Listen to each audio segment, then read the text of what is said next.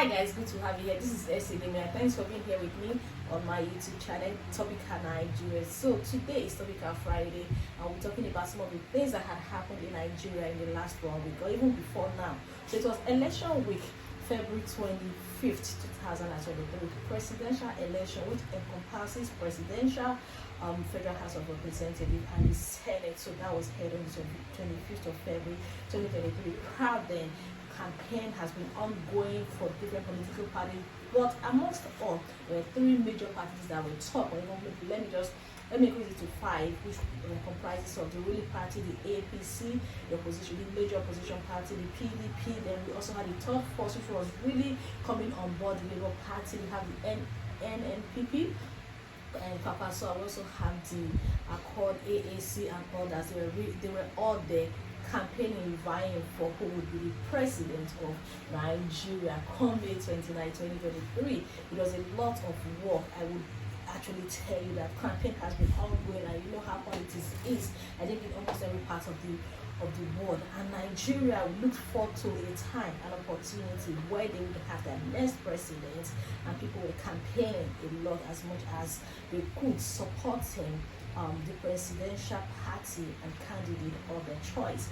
Hopes were high, aspirations were high, and too many people believed that, and like promised by the Inec chairman, that the election would be free, fair, transparent, and very excellent as much as possible. But eventually the turnout wasn't so impressive. The turnout wasn't so impressive. People had acclaimed or said that it was, as much as possible, it wasn't fair to be called a standard for electing the president of the giant of Africa.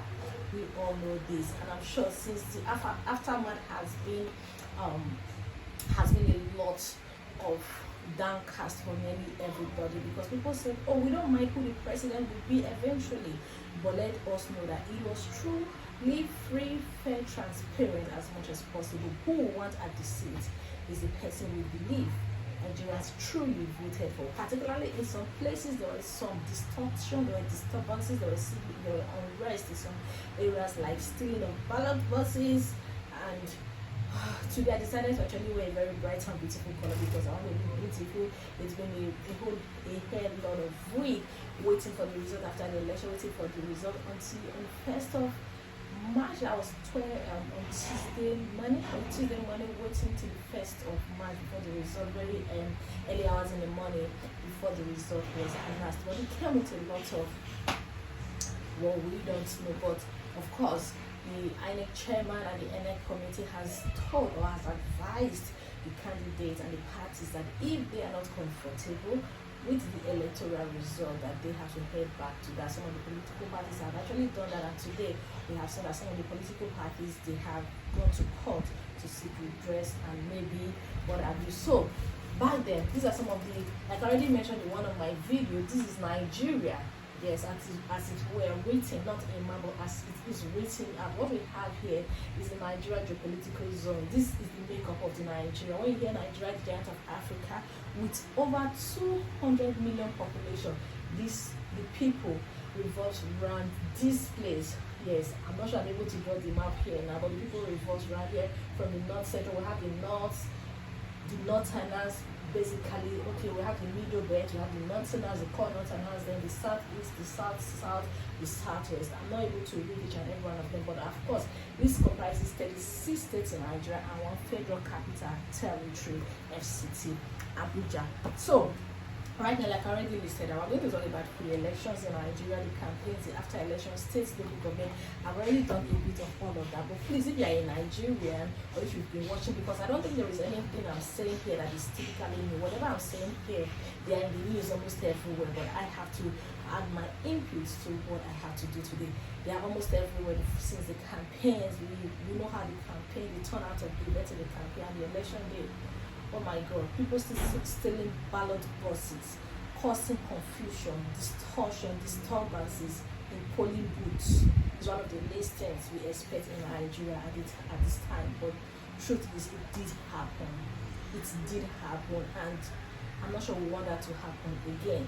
Again, we're going out on March 11, 2023 for the governorship and the State House of Assembly elections today. But before we get into that, we're talking about this one. Are you a Nigerian? Do you have a friend in Nigeria? Are you related to Nigeria in any way? We are all in the world together. Whatever happens to one Africa could be like, well, these people from other African countries, they like, oh, Nigeria. Whatever happens to Nigeria affects every other African country because we are regarded as the giants of Africa.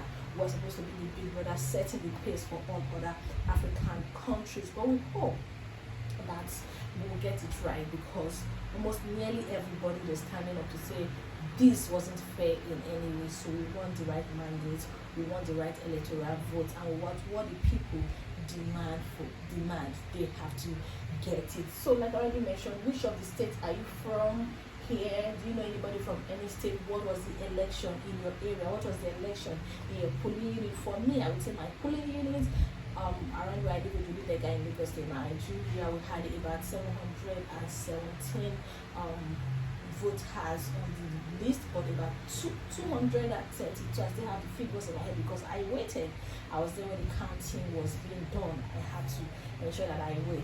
So we had 232 accredited voters, and for the presidential we had 158 of the vote was won by the Labour Party, 45 was won by the APC, PDP was won, Accord was about 2, AAC was one, then the 4 or so, then the YPP, ZLP,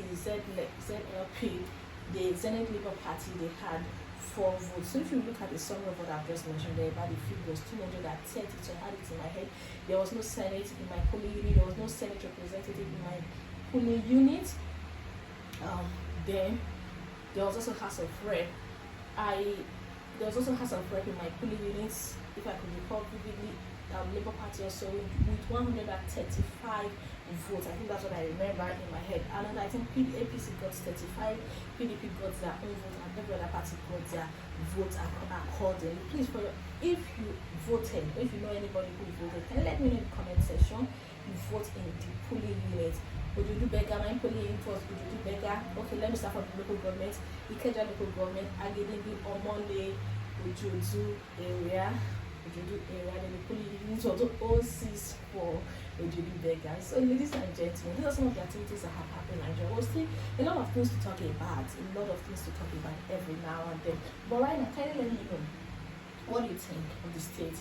I'm sure a lot of persons have been following up in and outside of Nigeria. We've all been following up with elections in Nigeria, the happenings, and even up to this very present. A lot of nothing I'm saying, like I already mentioned before, is new. Everything is on the internet, is on Instagram, Twitter, everywhere. Information.